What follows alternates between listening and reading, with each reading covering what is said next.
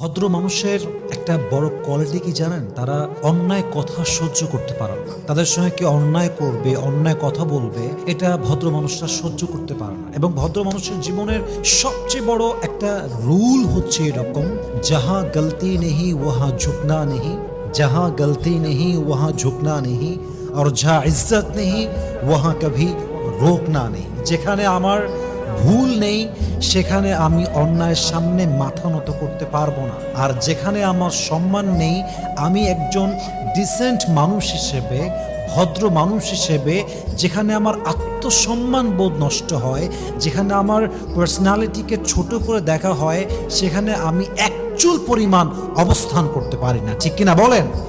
অতএব অন্যায়ের প্রতিবাদ করা, অন্যায় দেখলে রেগে যাওয়া, এটা কোনো অভদ্র মানুষের নমুনা নয়, এটা ভদ্র মানুষের নমুনা। আল্লাহ আমাদের সবাইকে ভদ্র হওয়ার তৌফিক দান করুন। পড়েন সবাই আমিন।